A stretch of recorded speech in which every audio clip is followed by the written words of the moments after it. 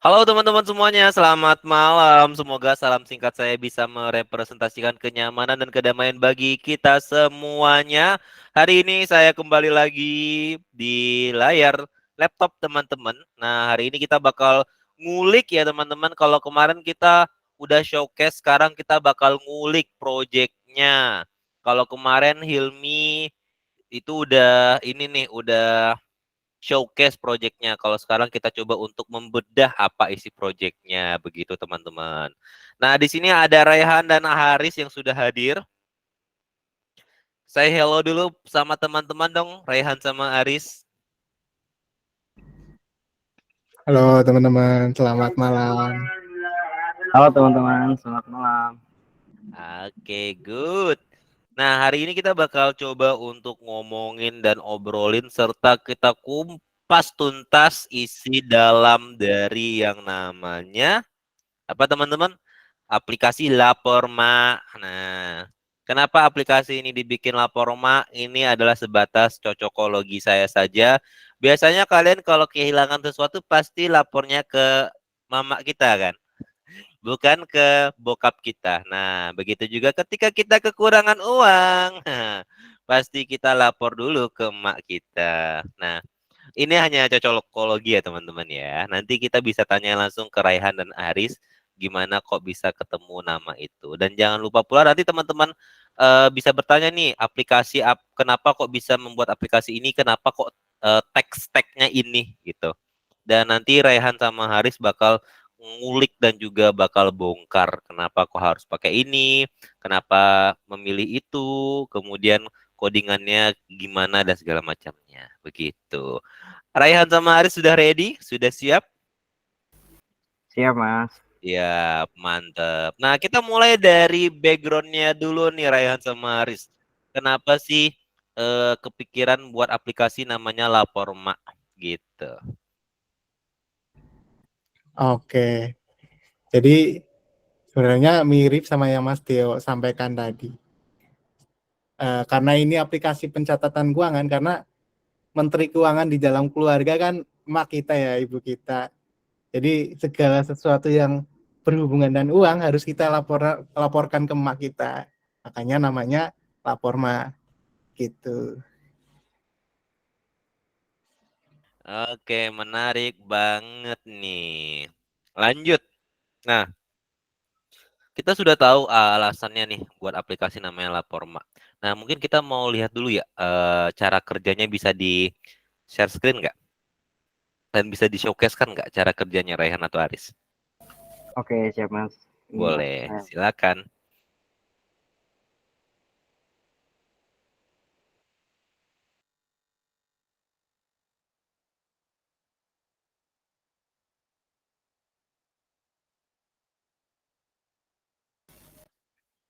silakan nanti Rehan yang jelasin, saya yang screen.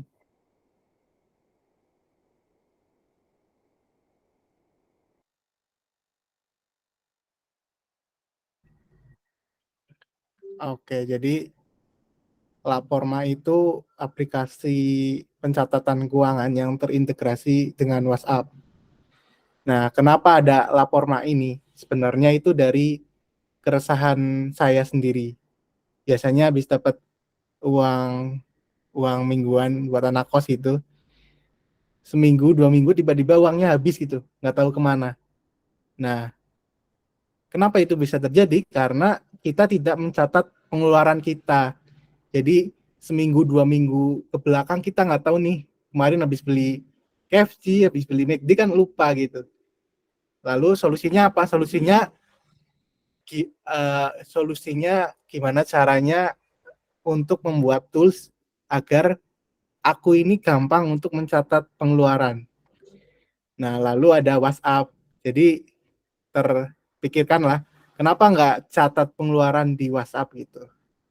Nah, lalu ada Laporma. Oke, langsung kita coba demokan saja aplikasinya seperti apa. Ini WhatsApp Laporma. Nanti teman-teman kalau mau coba tinggal buka laporma.com. Contoh ketik hai gitu. Nah, di sini akan nampil menu-menu yang ada di Laporma. Ada catat pengeluaran, cek pengeluaran, login, sampai bantuan. Coba ketik 1. Nah, untuk mencatat pengeluaran, formatnya itu hashtag lapor, nama pengeluaran, lalu harga. Contoh ini tadi habis makan nasi goreng. Gitu. Nasi goreng, harganya 12.000. Oke, kirim. Oke, nasi goreng berhasil ditambahkan. Sama tadi tambah es teh, 3.000 gitu.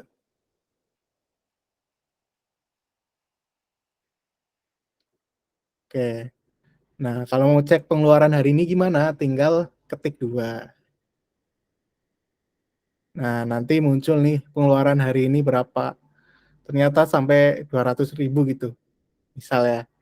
Nah, teman-teman kalau nggak mencatat seperti ini, pasti kan lupa gitu habis beli apa aja gitu. Nah, kalau pakai Lapormat, gampang, tinggal catat aja pakai WA. Oke, selanjutnya misal ada tipe salah ngetik ST 3.000 jadi 3 juta gitu. Nanti bisa ubah aja, ada websitenya. Tinggal ketik 4.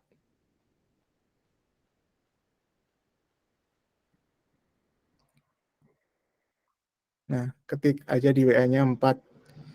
Nanti akan generate link untuk login ke Laporma. Tinggal diklik langsung login. Jadi nggak perlu ribet login, ngisi apa-apa lagi, itu nggak perlu. Nah, di sini nanti ada reportnya, laporan coba. Nah, hari perharian itu keluar duit berapa sih gitu. Ada juga dalam bentuk grafik. Nah, contoh ini tanggal 26 itu sampai banyak banget kan. Nah, itu. Selain itu juga bisa filter di sini berdasarkan tanggal, dari tanggal berapa sampai berapa gitu. Lalu ada juga untuk download Excel-nya. Kalau misal pengen ngotak-atik sendiri ya datanya, tinggal download Excel.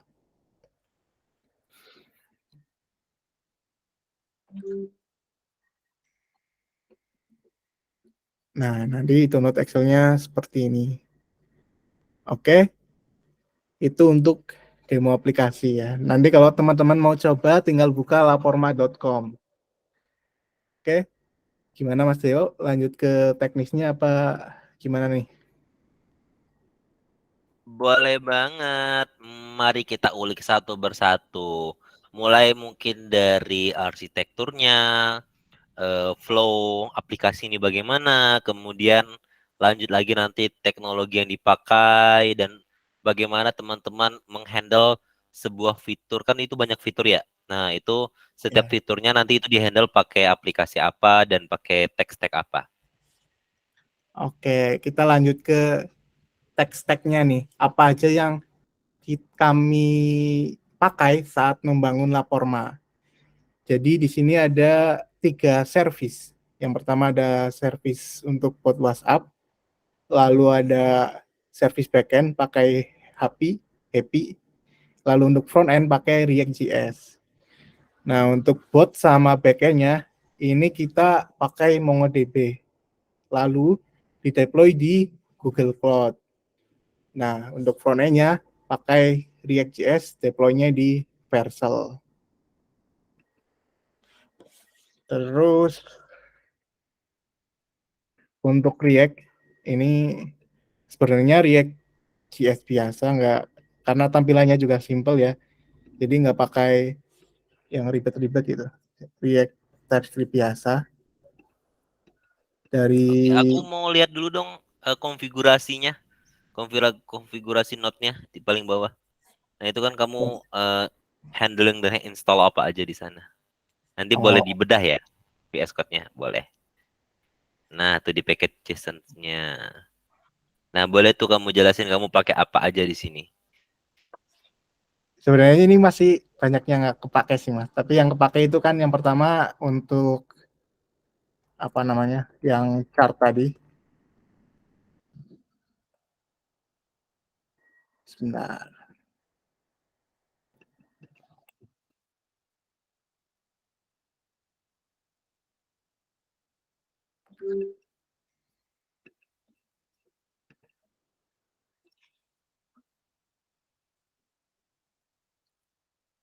Nah, pertama untuk chart ini pakainya Nivo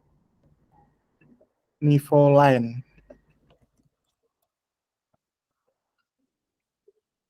Kenapa pakai ini? Karena yang gampang dan sering saya gunakan aja. Jadi ya pakainya ini untuk chartnya.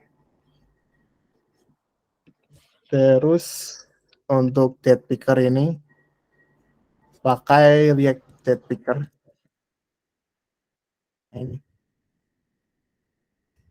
Yang selebihnya ini nggak kepake sih. Harusnya nanti dihapus. Komponen-komponen ini bikin sendiri, jadi nggak pakai Tailwind atau apa gitu. Karena ya simple, tampilannya cuma kotak, terus tabel, button, jadi komponennya bikin sendiri. Itu Aku untuk mau front nanya end. dong Rehan, Ya, kan kamu tampilannya di sini kan ini kan ala-ala PWA ya. ya, Nah, kenapa kok memutuskan menggunakan pendekatan PWA di sini? karena biar bisa diinstal di HP, Mas. Jadi Oh, jadi gimana tuh? ya ini kan bisa diinstal nih. Nah, jadi kalau mau buka ini nggak usah buka Chrome atau apa gitu. Kalau PWA kan kayak aplikasi bisa muncul di home screen-nya. Jadi untuk memudahkan aja. Oke, nah mungkin ada yang belum tahu ya Rehan ya PWA itu apa. Mungkin boleh dong dijelasin dari Haris atau Rehan tentang PWA itu apa kali ya? Kenapa pendekatannya PWA? Jadi PWA itu progressive web app, di mana bedanya sama website biasa sebenarnya dari tampilan juga lumayan beda ya. Kalau contoh SMK Dev,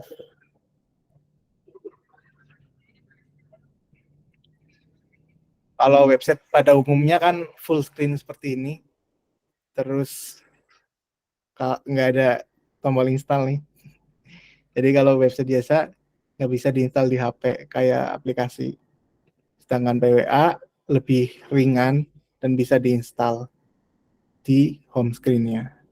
Jadi mirip kayak aplikasi Android gitu kalau PWA, tapi masih berbasis web.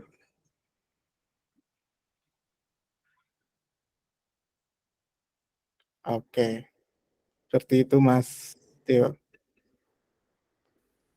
Oke, menarik banget nih. Kita lanjut lagi nih ke stack yang akan digunakan. Oke, dari React JS tadi kita deploy ke Vercel. Ada namanya vercel.com. Jadi di sini bisa deploy gampang banget, tinggal klik-klik aja, nggak ribet gitu. Terus juga otomatis ada CI/CD-nya. Jadi ketika kita nge-push ke GitHub langsung otomatis ke update gitu. Dan gratis, itu yang penting, gratis. Nah, lalu buat assign domainnya gimana? Nah, kalau nggak pakai domain kan nanti URL-nya panjang ini. Buat assign ke domain juga gampang. Tinggal ngubah DNS di si ngubah DNS domain ke DNS Vercel gitu. Misal kita beli domain di Hostinger, nanti tinggal ubah settingan DNS di Hostingernya gitu. Diganti dengan DNS dari Vercel. Jadi dengan adanya Vercel, deploy-nya mudah dan gratis. Seperti itu.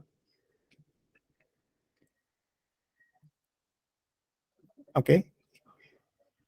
Wah, menarik juga. Keren, keren, keren, keren. Lanjut lagi. Nah, Oke. ada pertanyaan ternyata Rehan dan Haris. Banyak banget yang penasaran. Sebelum kita lanjut nih ya, aku bacakan dulu beberapa pertanyaan. Yang pertama mungkin dari Karel dulu ya. Bedanya PWA sama website itu bisa dibilang website itu memuat informasi tentang seseorang, sesuatu atau perusahaan produk yang interaktif yang interaktivitinya lebih sedikit dibanding PWA. Oh, Katanya Karel itu kalau sederhananya gini, dia minta klarifikasi.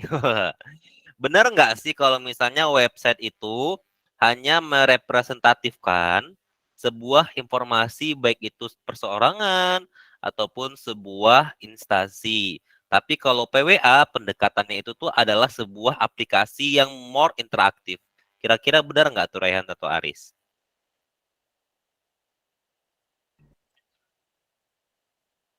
Untuk website sebenarnya nggak, sorry iklan. Untuk website sebenarnya nggak cuma memuat informasi tentang seseorang, tapi bisa memuat ya segala sesuatu yang ada di dunia ini gitu. Mau website mau PWA bebas, tinggal kalau website itu ya biasanya tampilannya lebih luas ini ya, lebih informatif. Kalau PWA itu kayak aplikasi. Kalau aplikasi kan simple.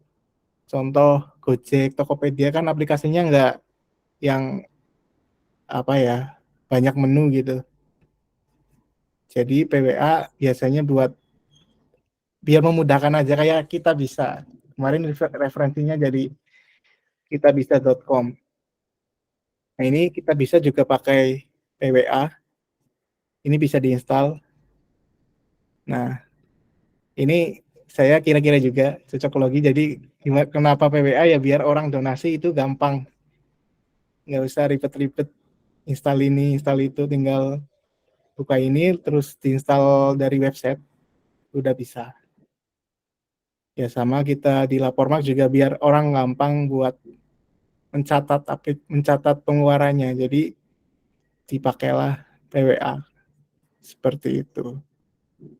Menarik banget. Nah, aku juga sering tuh biasanya kalau menceritakan atau menjelaskan tentang PWA, biasanya aku bawa aplikasi Kitabisa. Karena itu adalah atau sorry aku ralat lagi website Kitabisa karena itu adalah pendekatan yang paling mudah untuk menjelaskan ke orang lain ataupun ke teman kita tentang apa itu PWA. Nah, sederhananya yang setelah disampaikan oleh Raihan itu, PWA itu adalah pendekatan untuk semua pengguna yang terutama untuk mobile based user, begitu teman-teman. Nah, begitu ya, Karel. Nah, lanjut lagi nih Raihan sama Aris. Mungkin Aris juga boleh menjawab nih. Kelebihan Nivo sama 3D.js apa ya? Pertanyaan dari Kak Samuel. Suhu di komunitas yang bertanya. Hati-hati loh jawabannya loh. Silakan, silakan.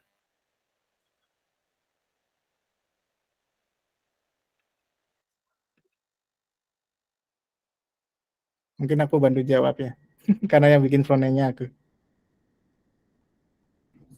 Sebenarnya karena seringnya pakai Nivo sih mas. Ini D3JS jarang aku, belum pernah aku pakai.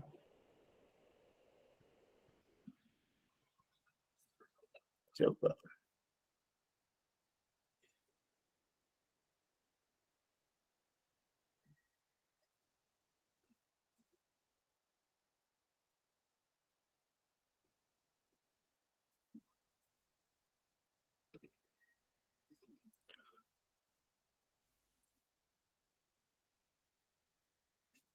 D3JS ini buat visualisasi data gitu nggak sih? Benar.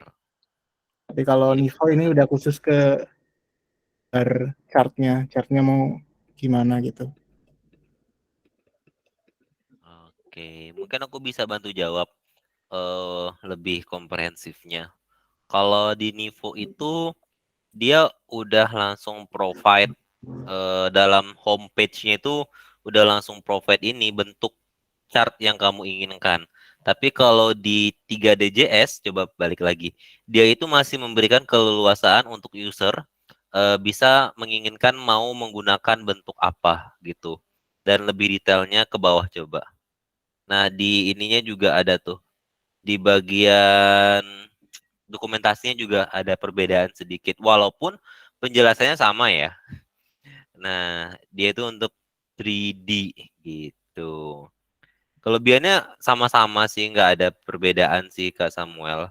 Mungkin dari ininya juga, mungkin dari dokumentasinya kalau aku lihat, malah 3DJS mungkin lebih step up kali ya. Tapi di kalau orang awam melihatnya mungkin langsung menuju ke Nivo karena udah langsung ada pilihan dan ini sih less wording yang banyak gitu. Jadi kayak lu mau bar ya udah nih gue kasih bar, gue kasih SVG-nya, gue kasih canvas-nya, API-nya apa gitu. Kan kalau di 3DJS banyak banget dokumentasinya. Nah, kalau di Nivo tuh yang langsung to the point gitu. Nah, itu aja sih mungkin perbedaannya sedikit. Oke, tambahan dari aku. Oke, thank you Mas Tio. Oke, kita lanjut lagi nih. Kita lanjut lagi ke application flow-nya tadi. Udah teks-teksnya udah dijelasin. Mari kita ulik sekarang kode-kodenya. Oke, dari botnya dulu kali ya. Boleh, Nah, boleh. di sini untuk bot WA-nya karena yang gratisan itu pakai WhatsApp Web.js namanya. Jadi ini itu mirip kayak kita WhatsApp web, tapi WhatsApp webnya di terminal gitu. Nanti bakal muncul QR code-nya di terminal. Mungkin kita coba aja lihat.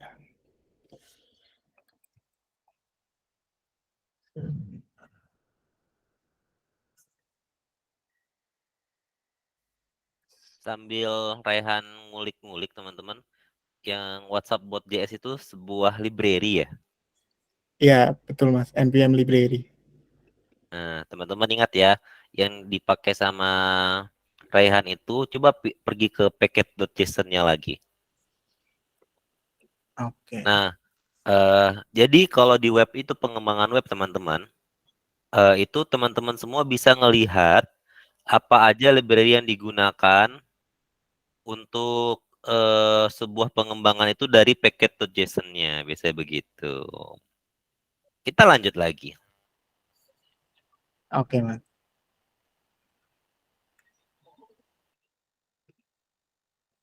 Nah, ini buat instalasi tinggal npm install WhatsApp.js. Kalau terus install library-library yang diperlukan di sini. Nah, ini contoh kodenya. Kita coba aja.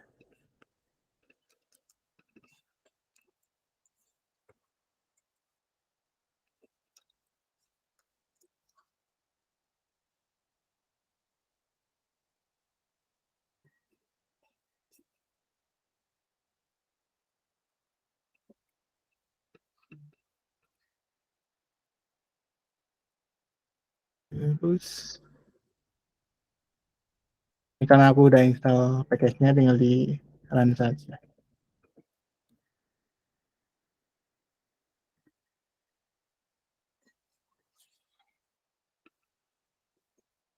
Nah, nanti dia bakal muncul barcode gini nih.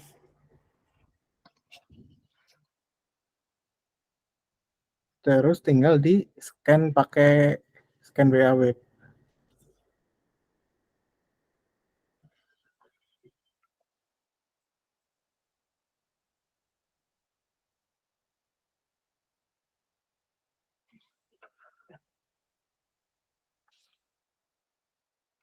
Oke, kalau sudah masuk client on ready, nah dia bakal muncul nih client is ready.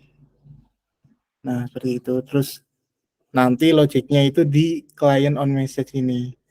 Jadi ketika ada pesan masuk, di sini logiknya logik di lapor mark itu. Ada menunya, ada apanya, seperti itu. Contoh apa ya?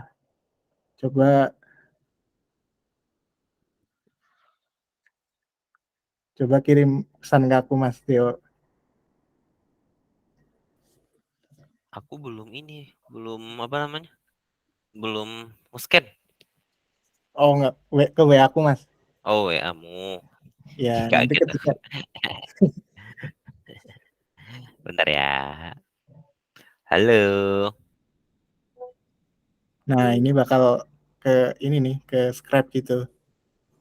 Jadi ketika client on message ini bakal ngambil message dari WA yang di scan gitu. Nah ini halo, ini Deo. Nah terus tinggal logiknya aja. Misal usernya ketika tuh nanti nge-reply apa gitu. Seperti itu. Itu untuk bot WhatsApp-nya. Nah, nanti ada pengembangannya sendiri. Sebenarnya nanti kalau misal ada yang udah berbayar gitu, kita nggak akan pakai ini. Tapi pakai API WhatsApp langsung yang lebih aman gitu. Kalau ini kan kayak WhatsApp web, kayak apa ya, kayak kurang itulah. Kalau buat dibisniskan. Tapi ini karena project buat belajar, ya cari yang gratis. Seperti itu Mas Theo. Oke, menarik banget. Dari fitur botnya, aku tertarik banget. Ternyata teman-teman semua yang ada di sini, Rehan sama Aris menggunakan eh, sebuah library yang gratisan tentunya untuk mendevelop botnya, teman-teman. Namanya tadi apa? WhatsApp Web ya? Ya, betul. WhatsApp Web JS, teman-teman semuanya. Nah, kemudian kita lanjut lagi ke flow selanjutnya, fitur-fitur selanjutnya. Oke. Itu untuk botnya, untuk backend-nya akan dijelaskan sama Mas Aris. Silakan Mas. Oke, semua jelas suara saya? Jelas.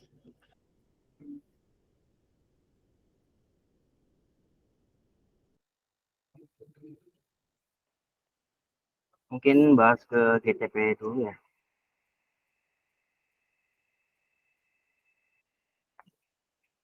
Oke, boleh, boleh. Gimana nih alur GCP-nya dan gimana flow GCP-nya nih?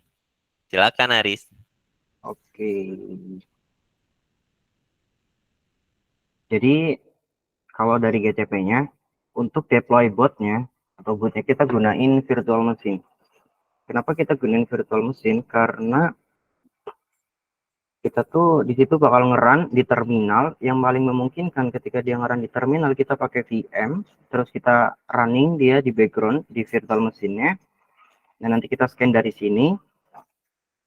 Terus kita juga udah membuat VPC. Di sini kita membuat VPC. VPC itu virtual private cloud. Jadi traffic keluar masuk jaringan itu ke VM kita itu diatur di dalam si VPC-nya gitu.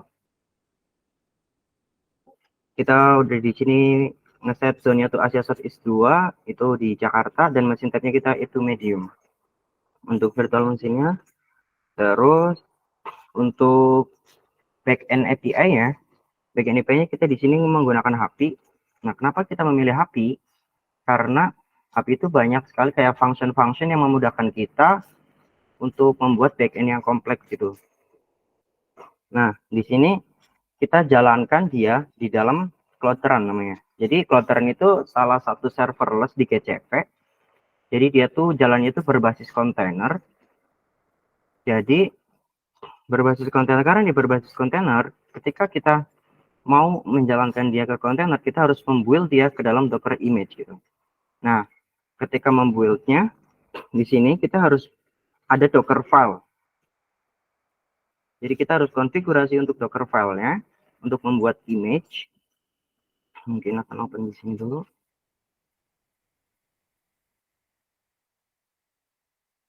Terus kita di sini mungkin untuk kita sebenarnya ada dua pilihan. Kita mau build Dockernya secara manual atau kita mau gunain perintah yang ada di GCP-nya gitu. Tapi biasanya saya gunain secara manual atau build secara manual. Nah, ketika Docker itu sudah mungkin dipraktekkan build Dockernya.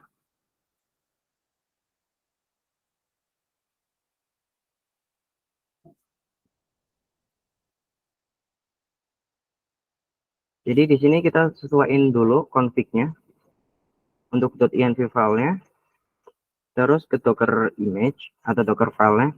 Kita di sini config untuk Docker file, kita gunain Node 14 dan wordnya ke /app, env portnya jangan lupa ke port 5000, dan npm install, export port 5000-nya, terus ini command untuk menjalankannya.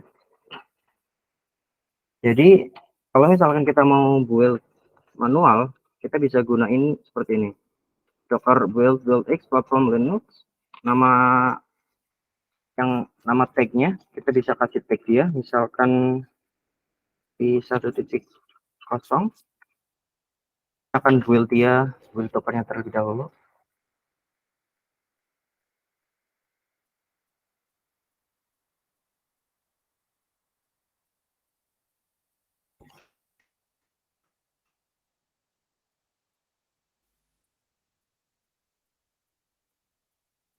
Jadi kita kan tadi sudah masuk ke dalam directory ini. Kalau tidak ada Docker file, dia nggak bakalan bisa atau bakalan error gitu.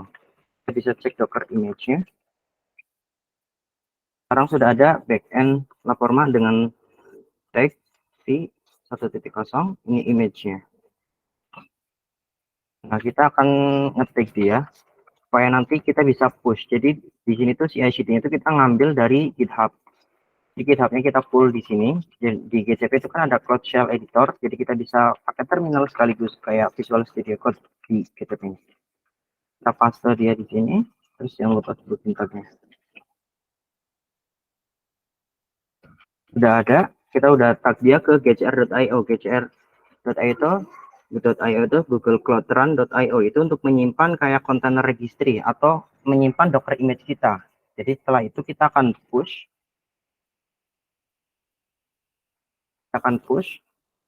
Docker push nama ininya, nama dari repository-nya gcr.io Laporma, terus jangan lupa sertain versi tag-nya juga.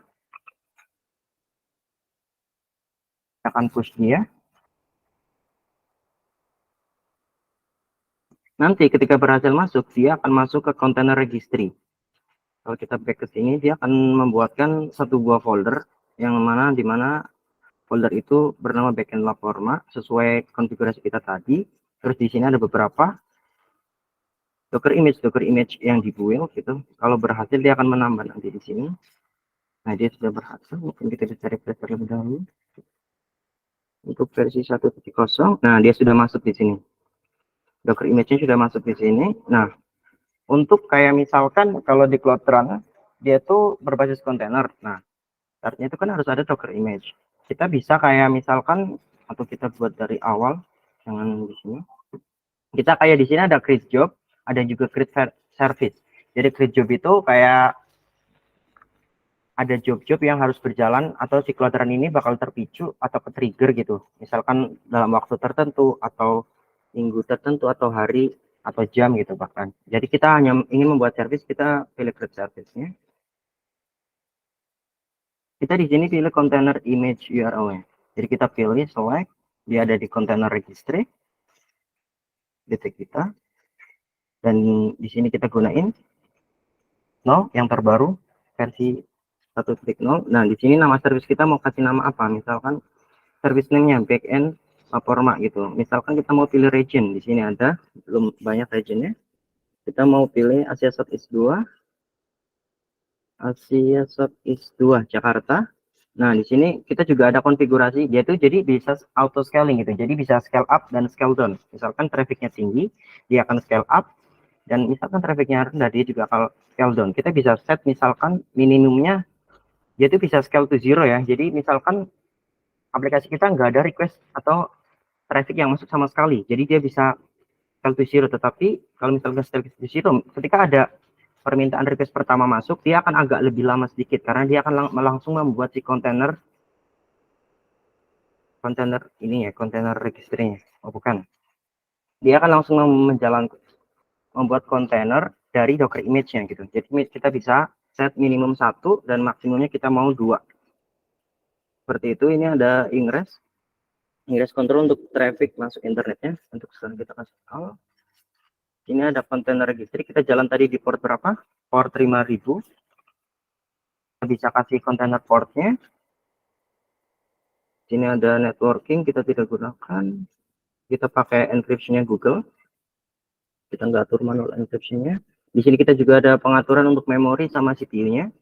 Ada request timeout-nya 300 second, maka dia akan dinyatakan tidak health. Nah, setelah itu kita juga bisa add health check juga. Kita bisa create. Ada apa?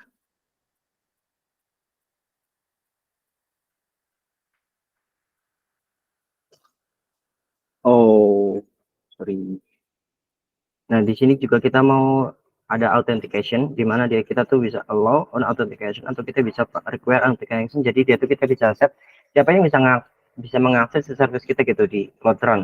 Kita bisa daftarin dia di Cloud IAM.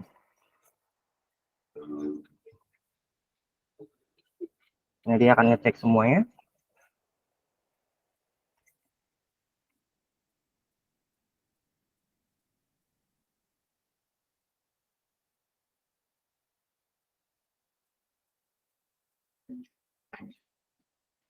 Nah, sekarang API kita sudah ready.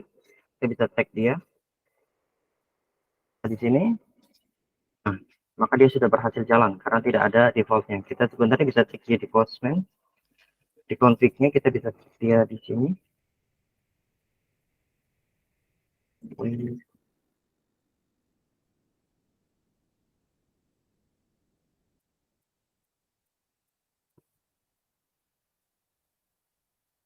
Karena tokennya tidak ada. Ya, kira-kira flow-nya tuh seperti itu. Tapi di Cloud Run ini kita tuh bisa nge-split traffic. Jadi dari API platform kita di revision. Jadi misalkan kita ada update terbaru nih dari aplikasi kita. Nah, kita nggak mau aplikasi yang lama itu ditinggalkan 100%. Jadi kita tuh bisa manage traffic, kita bisa split traffic misalkan dari API yang sebelumnya atau aplikasi yang sebelumnya kita bisa manage dia tuh 50-50. Jadi kayak semacam kalau di Bagian tempat kali ya. ya, jadi kayak membagi traffic aja sih kayak gitu. Terus lanjut lagi, udah cukup. Terus lanjut lagi ke bucket. Jadi cloud storage. Jadi di sini tuh kita gunain cloud storage, di mana flow dari cloud storage ini dia tuh untuk menyimpan data sementara. Data sementara apa? Data sementara laporan. Jadi di Laporma ini dia tuh di sini ada fitur download Excel.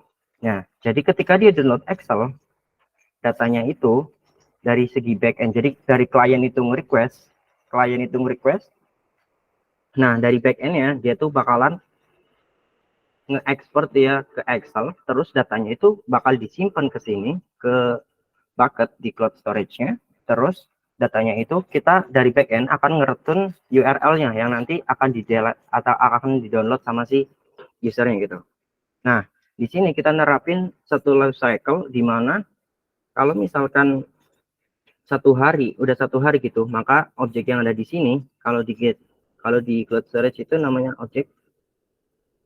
Nah, dia tuh bakal ke delete otomatis gitu. Terus ini juga kita atur dia tuh private, jadi not public. Jadi kita dari segi backend kita ngakses si cloud storage-nya, dia tuh kita tuh gunain key-nya gitu. Itu kira-kira seperti itu sih, Mas. Ada pertanyaan nih Mas Haris dari Kak Samuel lagi. Mau tanya Mas Haris, dari proyek ini untuk apakah pricing fitur Google Cloud-nya besar? Nah, menarik nih. Benar juga. Pricing dari ininya ya. Wait, bentar. Jadi kalau misalkan kita mau lihat kayak pricingnya, kita bisa ke billing.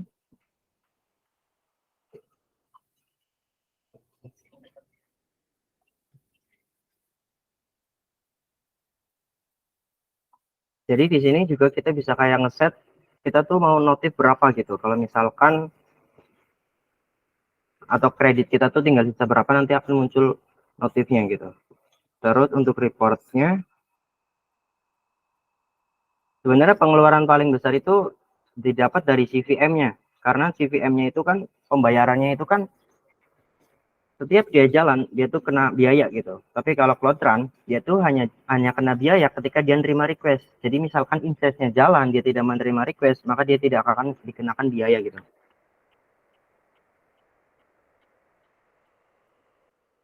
Ini dari kita atur dari ini karena berubah ini ya. Karena last month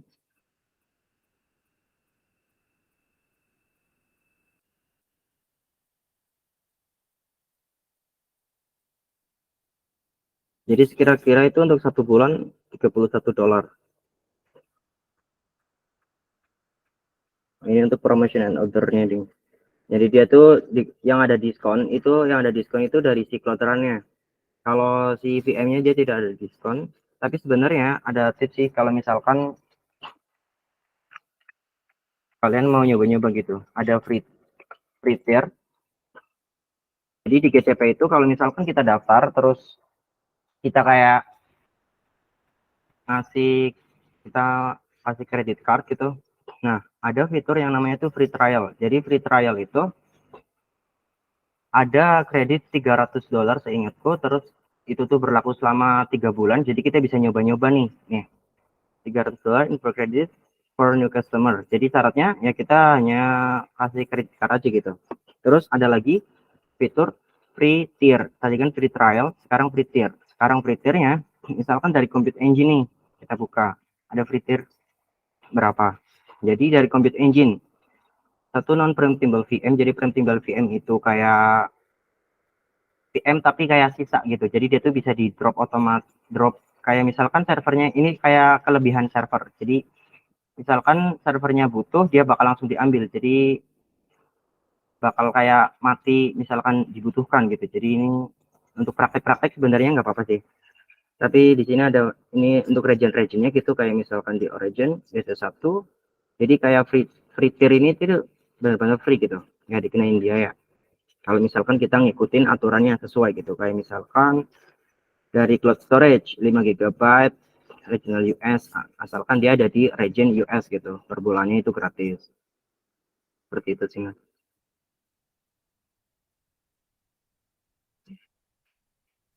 Oke, menarik banget nih Aris. Lanjut. Oke, teman-teman semua jangan lupa didengarkan dan dipahami karena biasa kita bagi-bagi 100. Tagline kita ada 100 kita kasih 100. Bercanda teman-teman, nanti akan ada hadiah menarik dari kita semuanya. Bagi teman-teman yang bisa menjawab pertanyaan dari aku seputar informasi yang sudah disampaikan oleh Haris maupun Raihan begitu. Nah, mungkin ada yang bingung nih, apa itu VM, apa itu Docker, ya kan ya? Nah, apa itu GCP? Nah, sederhananya nih teman-teman, Haris boleh di close dulu. Sederhananya nih, kayak Haris udah buat API. API itu tuh yang dalam format JSON gitu tuh teman-teman. Nah, dia udah buat. Nah, untuk menjalankan sebuah aplikasi kan butuh API itu. Nah, API ini kan harus diletakkan di satu tempat yang dimana tempat ini tuh punya eh, tempat penyimpanan yang besar. Kenapa? Karena nanti akan sering digunakan. Benar gitu ya, Aris ya? Ya, Nah, kita kan nggak mungkin yang ngerakit server sendiri kan? Nah, karena kita masih belum kuat tuh untuk angkat servernya. Nah, jadi kita pinjam 100 dulu Google lah istilahnya gitu kan ya. Jadi kita pinjam dulu tuh space-nya. Nah, tapi Google itu bilang gini, lu kalau mau pinjam space ke gua, kalau lu mau pinjam lahan ke saya, lu harus susun dulu tuh API lu. Nah, makanya kita susun. Biasanya kalau barang-barang berantakan di rumah, biasanya kan emak kita sering beli box ya. Box kontainer kan ya. Nah, itu kan diletakin tuh. Nah, sama juga teman-teman, API kita kalau misalnya kita kasih aja ke Google, Google bakal marah. Kenapa? Ini berantakan banget. Dia nggak tahu nanti yang mana yang harus dia ambil kalau misalnya tiba-tiba ada request atau permintaan dari pengguna. Benar gitu ya, Aris ya? ya, Nah, keren banget. Nah, misalnya nih Raihan minta nih, dia ngeklik fitur Excel. download Excel. Nah, kalau berantakan, kan Google sebagai layanan yang pelayan kita ya kan, pelayan kita yang bakal bantu kita untuk ngambil API kita ke front end itu bingung mana sih tempatnya tadi. Nah, makanya kita pakai namanya Docker. Benar gitu ya, Aris ya? Iya Mas. Nah, untuk mengkontainerisasi, untuk nyusun guys, untuk nyusun. Jadi misal nih Asep letakin nih API Excel di sini, API request ini di sini, API upload di sini. Jadi rapi. Nah, ketika kamu letakin, nanti orang Google-nya atau pelayan Google-nya udah tahu. Ketika Raihan bilang, gue pengen akses API upload dong. Nah, jadi nanti eh, ketika diklik, itu muncul deh perintah ke Google-nya. Dan Google-nya tahu, oh ya gue akan ngambil itu di kontainernya si Lapormark yang udah dibuat dan udah dikontainerisasi yang di tempatnya upload gitu teman-teman. Istilahnya Docker itu untuk merapikan dan GCP itu tempat untuk meletaknya. Benar gitu ya? Iya. Oke. Dapat ya analoginya teman-teman ya?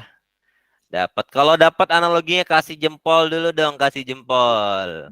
Kasih jempol dulu dong. Mantap. Kalau masih bingung boleh tanya langsung, boleh tanya langsung. Boleh tanya, yang masih bingung boleh tanya. Tadi ada pertanyaan, kalau pertanyaan tentang kartu kredit kita skip ya guys ya. Nanti kita bicarakan di belakang, bisa, aman. Kita juga jual Google Cloud, aman.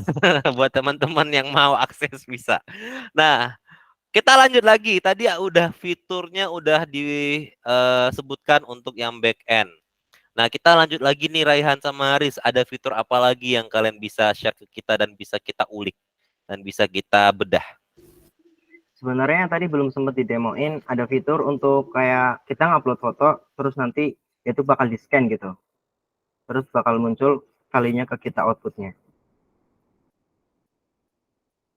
Oke, boleh diceritain tuh atau di present gimana proses dari fitur tersebut, mulai dari Mungkin backend ataupun front bisa end-nya. saya demoin dulu langsung ke aplikasinya dulu ya Mas. Boleh banget, cakep nih.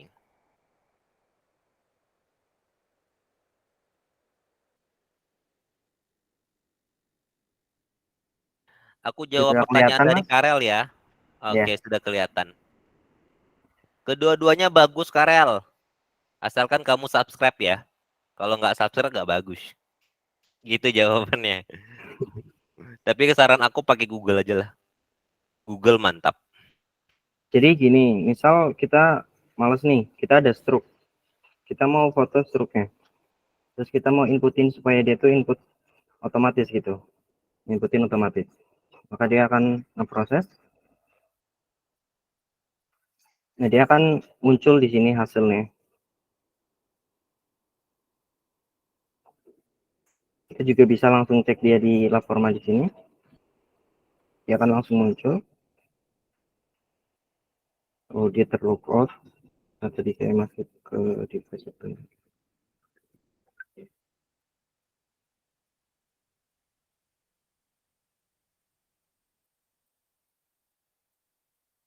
Nah, di sini dia muncul. Terus kita juga bisa lihat stroke-nya. Terus kita juga sebenarnya kita bisa inputin kalau misalkan ini kan kayak OCR ya, tapi misal tidak akurat gitu. Ada beberapa data yang tidak akurat, kita bisa klik di sininya. Terus kita bisa edit nama sama si value-nya, harga. Simpan. Kita juga bahkan bisa hapus, misalkan ST, kita hapus untuk memanipulasi datanya. Ini juga ada lengkapi profil untuk melengkapi profil-profil kita misalkan belum lengkap gitu. Ini datanya semuanya aman, sudah di encrypt di MongoDB-nya. Jadi kita dari backend kita hanya mendecrypt dan memberikan kepada si front end-nya gitu. Kira-kira seperti itu, Mas. Oke, menarik banget. Aku boleh lihat dong dari MongoDB-nya dong. Oh, wait. Aku coba share screen lagi.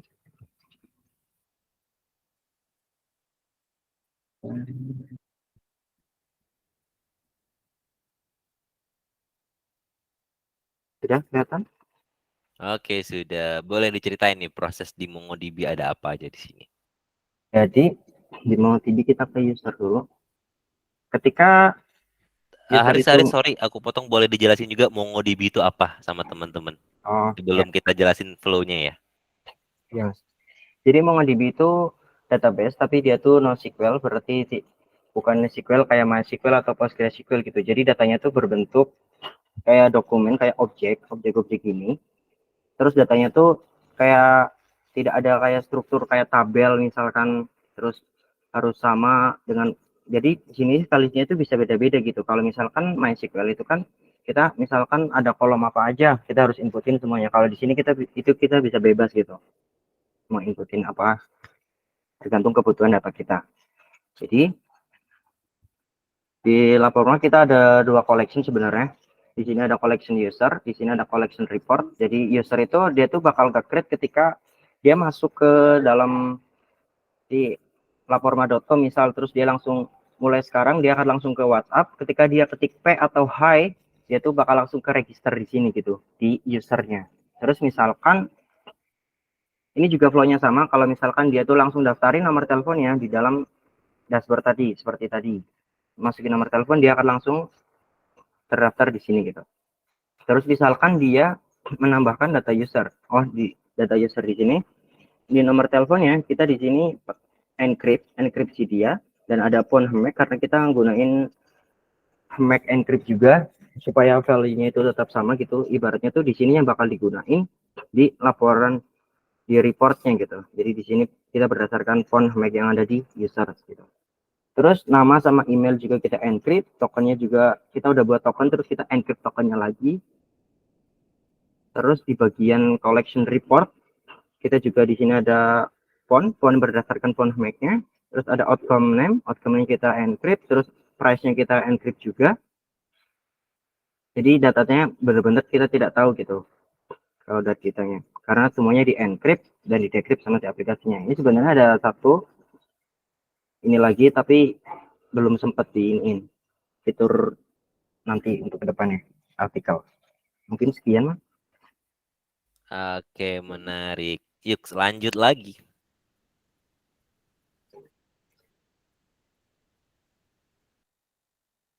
Lanjut ke bagian backend apa codingan. Boleh backend. Nah, kalau ngeliat dari package suggestion-nya dia ada di sini. Jadi kita pakai dependency Google Cloud Storage ini untuk terhubung ke Google Cloud Storage-nya. Ini ada key storage-nya.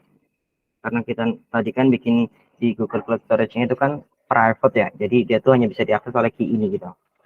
Terus di sini kita pakai API. Ada enkripsi juga untuk enkripsinya. Terus dari env biasa, ini Excel JS untuk ekspor dari data collection yang kita ambil, terus kita akan ekspor dia ke Excel. Terus ada HP MongoDB, ada join untuk validasi, ini untuk Sluggify, untuk di bagian artikelnya. Untuk dependency kita pakai nanti. Jadi untuk flow untuk utamanya itu ada di sini di app.js. Jadi ini biasa kayak buat server, di sini dia registrasiin MongoDB-nya. Ini kita gunain kasus.int ya, MongoDB URL. Terus di sini saya bikin outscam yang akan diterapkan ke semua root-nya atau root yang membutuhkan autentikasi gitu atau membutuhkan login terlebih dahulu. Jadi di sini ada aku tuh bikin reg header terus authorization, jadi itu dia tuh nanti mengharapkan token gitu. Jadi intinya tuh di headernya tuh ada authorization-nya. Nah, kita replace dia biar tokennya, terus kita find when dari collection dari token pun HMAC-nya gitu. Nah, ketika dia berhasil atau ada tokennya dan valid dicek di database, maka dia akan return si credential. Di mana credential itu ada yang kita kirim itu ada token, ada font. Di sini fontnya kita ambil font HMAC karena di collection report kita fontnya kita menggunakan font HMAC yang ada di user. Nah, rule ini kita harus registrasiin dulu di sini. Jadi kita server.out strategy out laporma ini yang bakalan di set nanti ke root-rootnya. Di sini kita masukin skemanya yang akan diregistrasiin. Kalau kita lihat rootnya, nah Kalau verify dia tidak membutuhkan root, tidak membutuhkan out gitu, karena dia akan memverifikasi terlebih dahulu. Tapi option out untuk semua yang membutuhkan out lapor. Jadi kita hanya kayak memverifikasi satu kali, tokennya ada di depan, terus kita pakai berkali-kali di sini gitu. Ini ada validasi juga untuk kita guna enjoy-nya supaya lebih mempermudah aja.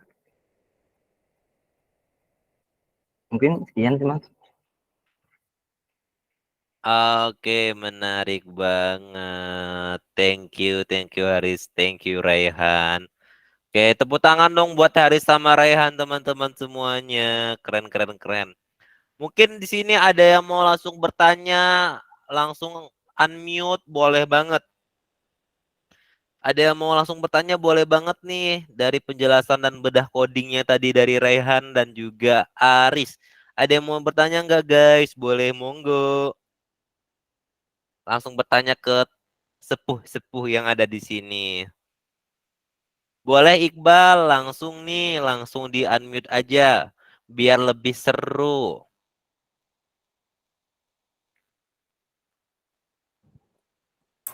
Halo. Ini Mas, halo Mas.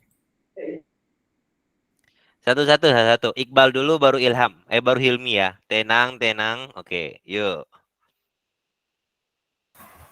Ada niatan ngembangin fitur lagi nggak Mas? Kayak nambah pemasukan, terus ya kayak yang lain-lainnya gitu, kayak catatan keuangan yang lebih luas lagi gitu. Bukan sekedar pengeluaran aja jadi. Oke, langsung saya jawab ya Mas Iqbal. Ada Mas untuk pengembangan pemasukannya. Cuma di awal ini kan harapannya itu gimana caranya biar orang itu nyatet dulu. Kan yang penting tercatat pengeluaran yang lama-lama. MVP gitulah. MVP-nya orang nyatet pemasukan. Nah, nanti bulan depan kita launching untuk yang untuk pemasukannya. Seperti itu, Mas. Baik Mas, terima kasih Mas. Siap. Oke, thank you Iqbal. Lanjut Hilmi, silakan. Nah, jadi kalau ada gak sih niatan kalau mau ngebuat tuh Laporma tuh nyambung sama Imani gitu. Jadi kalau misalkan kita ada transaksi menggunakan Imani juga masuk ke Laporma gitu. Gitu aja. Oke. Ada juga, Mas. Jadi aku juga kebayangnya setiap transaksi yang ada di HP kita, mau pakai M-Banking, OVO, GoPay, semua itu bisa langsung tercatat di satu platform gitu. Jadi kita nggak usah catat-catat lagi. Nah, untuk teknis caranya gimana itu masih kita explore. Tapi sudah ada gambaran ke sana gitu. Kan enak ya, misal habis kan kita seringnya pakai lebih dari satu e-money. Ada yang pakai Dana, OVO, GoPay. Semuanya tercatat di aplikasi tersendiri gitu, nggak di satu platform. Nah, aku juga pengennya sih traffic yang ada di e-money ini bisa tercatat juga secara otomatis. Untuk teknisnya gimana sedang kita explore ya Mas. Tunggu aja nanti. Jangan lupa follow sosial medianya Lapormak Instagram ya. Sama jangan lupa catat pengeluaran hari ini, teman-teman. Hari ini udah belanja apa aja. Jangan lupa dicatat ya. Pakai Jangan Lapormak. lupa link ini juga. Ya itu tadi habis makan malam pakai apa atau makan siang tadi jangan lupa dicatat. Karena ya kalau kita bisa nabung kan bisa keuangan untuk masa depan kita bisa lebih baik ya. Jadi jangan hedon-hedon untuk anak-anak muda. Berhematlah. Siap. Mungkin seperti itu, Mas. Thank you. Ada pertanyaan lagi nih dari Kak Zul. Berapa orang nih yang terlibat untuk develop aplikasinya nih guys? 2 orang aja, aku sama Aris. Aku di sini yang ngerjain front end sama bot sama desainnya. Untuk Aris khusus di back end. Gitu, guys. Oke, mini tim ya. Ya. Mini team tapi more impactful. Keren, keren, keren, keren. Menarik, menarik. Oke, teman-teman semuanya, karena aku lihat tidak ada lagi pertanyaan, mari kita masuk ke sesi bagi-bagi 100. Wah. Nah, Mas Deo, aku ya, tanya dong, boleh banget Mas Asep, izin tanya dong. silakan. Oke. Oh, siap, siap, siap. Halo Sorry banget Mas, ya. Silakan. ya, halo Mas Rehan, Mas Aris, izin bertanya. Eh, dari kalian nih, susahnya dalam ngembangin lapor mak ini apa tuh? Mungkin ke tantangannya kali ya. Tantangannya apa aja gitu. Terus yang menjadi kebahagiaan atau senengnya dari mengembangkan lapor mak ini apa? Mungkin bisa di-share biar kita-kita di sini jadi makin semangat, makin tertantang buat belajar untuk ngembangin aplikasi atau program gitu. Begitu. Oke, thank you Mas Asep ya. Dari Stimik juga nih. Mantap. Yoi. Ya, langsung gue jawab. Tantangan sebenarnya ya bikinnya nggak susah juga nggak mudah gitu. Semuanya ada di dokumentasi, tergantung kitanya mau bikin seperti apa. Nah, tantangan terbesarnya sebenarnya kalau bikin gampang ya, kita bikin aplikasi ini tinggal cari di Google bisa. Tapi yang susah itu gimana caranya biar aplikasi ini itu jalan dan jadi duit gitu. Gimana caranya membisniskan aplikasi itu yang masih jadi tantangan buat kita. Karena ya kita di kampus, di sekolah belajar ngoding udah gitu. Habis itu aplikasinya kan nggak tahu dipakai apa enggak. Nah, tantangan terbesarnya gimana caranya itu biar aplikasi kita dipakai sama banyak orang. Kalau bikin, Mas Asep juga nanti bisa bikin laporan juga kan. Cuma gimana caranya biar apa ya, eh, aplikasinya dipakai banyak orang gitu. Itu yang masih jadi tantangan buat kita. Untuk coding ya nggak terlalu susah-susah banget lah. Begitu Mas. Atau dari Mas Aris ada tambahan?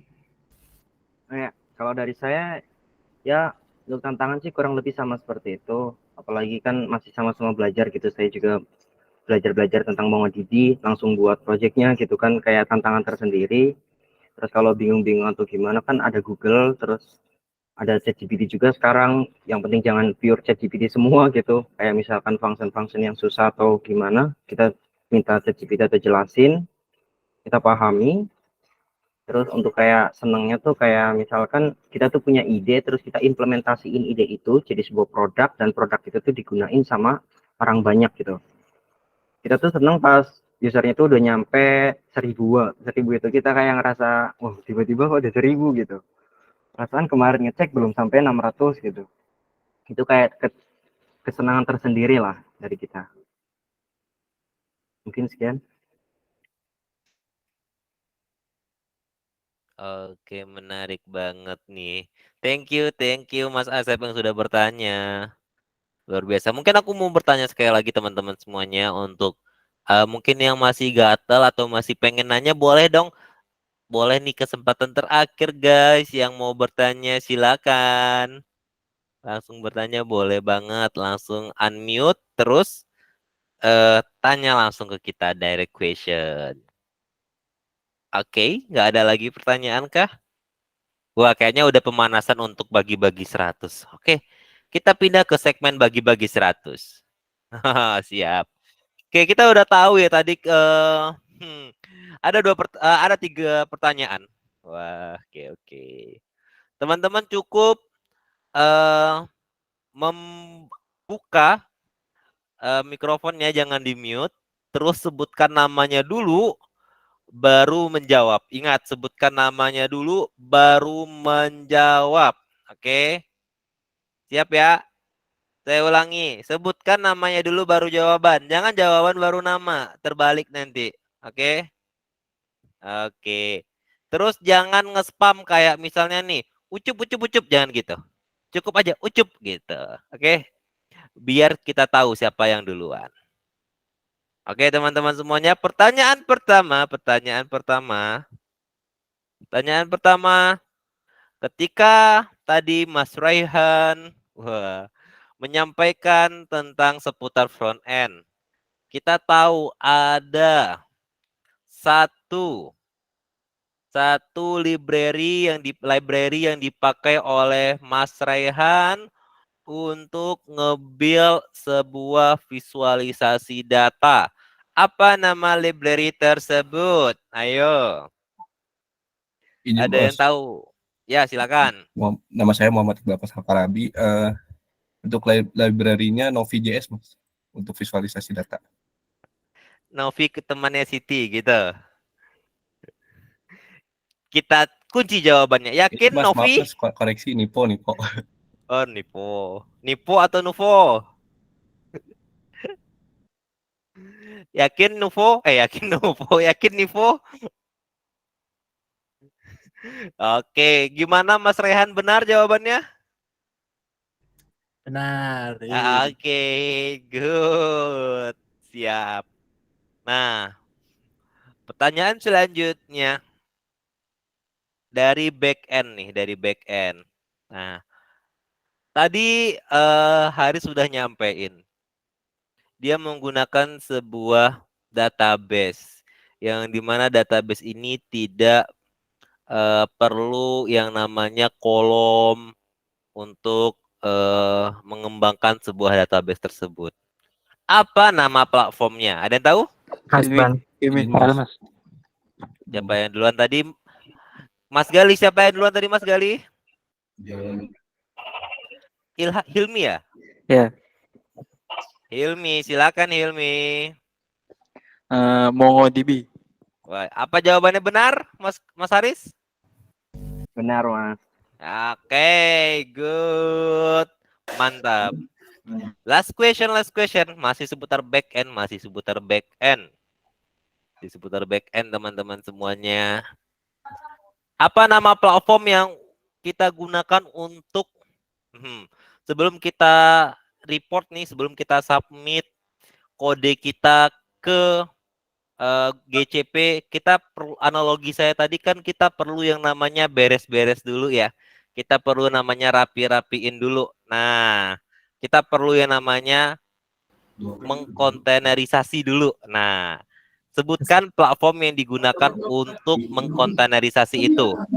Abi, Mas. Mas Gali, siapa Mas Gali? Abi. Oke, yang saya dengarnya tadi tuh si Muhammad Syahbi ya? Syamil ya? Syamil. Oke, silakan. Docker. Benar nggak jawabannya, Dokter? Benar mas. Oke, good. Baik teman-teman semuanya, nanti Hilmi, Muhammad Syamil, dan Iqbal akan diinformasikan oleh Mas Gali. Jangan lupa untuk chat Mas Gali terkait namanya ya, biar nanti bisa kita kirimkan door prize-nya teman-teman semuanya. Oke, ini luar biasa banget.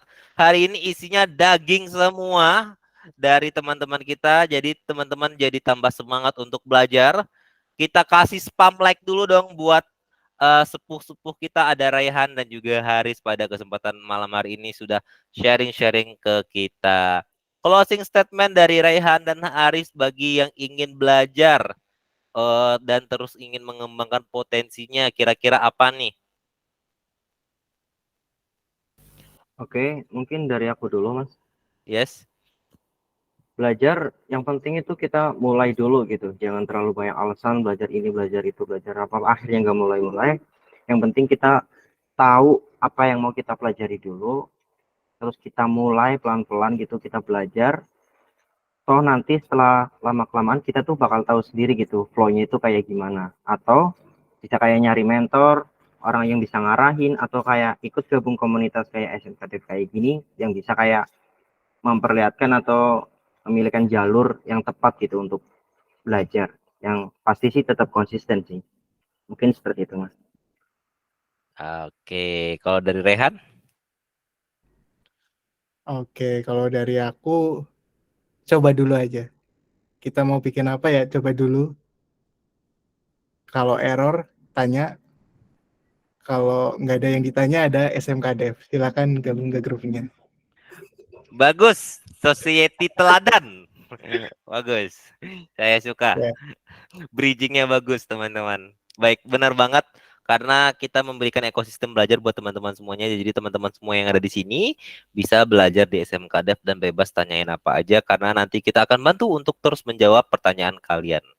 Oke.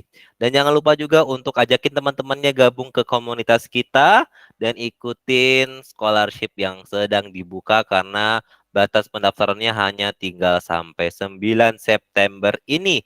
Jadi bawa teman-teman kalian sebanyak mungkin karena bukan hanya scholarship tapi kita hadirkan ekosistem belajar ke teman-teman semuanya mulai dari bahan bacaan, mulai dari tempat sharing-sharing seperti ini, mulai dari nanti project-project yang akan kita tawarkan dan juga nantinya kita akan build project bareng. Jadi ekosistem SMK Dev bukan hanya terbatas di tempat belajarnya, tapi bisa untuk mengembangkan potensi diri juga. Oke, siap teman-teman semuanya?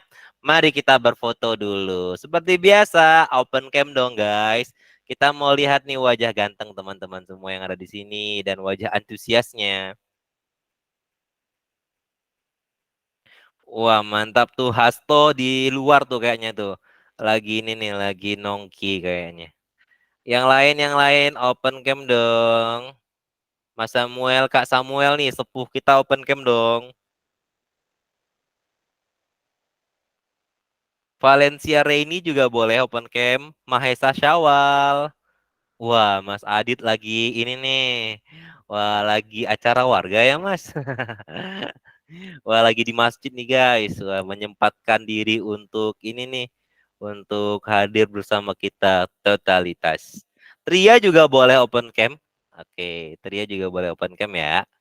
Esta juga boleh open cam. Dea juga boleh. Kaminah juga boleh open cam. Ramadana juga boleh open cam. Jangan takut, jangan takut. Oke. Hitungan ketiga kita mulai ya teman-teman ya. Tangannya gini gini semua nih. Tangannya gini semua. Oke. Gini, sorry gini. Saya lupa gini. Nah, gini. Nah, tuh. Oke, hitungan ketiga ya. Oke, halo Dea. Oke, tangannya gini semua ya. Oke, hitungan ketiga. 1, 2, 3. Oke, cool. Gaya bebas. Lanjut, jangan di off cam dulu ya teman-teman ya. Sekali lagi. Gaya bebas ya guys. Gaya bebas. Satu kali lagi ya teman-teman. Hitungan ketiga. 1, 2, 3.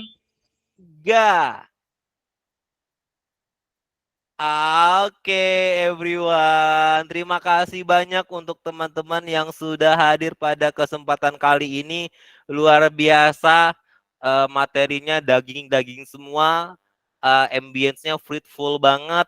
Banyak banget yang mau belajar dan banyak banget yang semangat bertanya. Dan kita semangat untuk terus mendatangkan expert-expert canggih ke depannya teman-teman semuanya.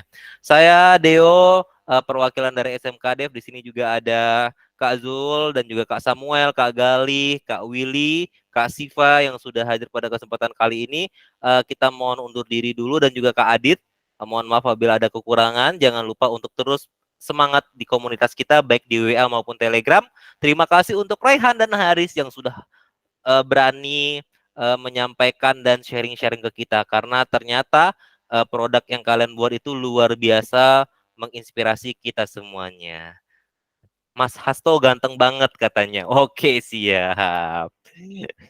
Oke, terima kasih semuanya. Selamat malam dan sampai jumpa. Oke, terima Thank you kasih. guys. Semangat ya, thank you ya Raihan, thank you ya Haris, luar biasa. Ya, siap, Good job Mas. buat kalian. Keren Good banget. luck semua.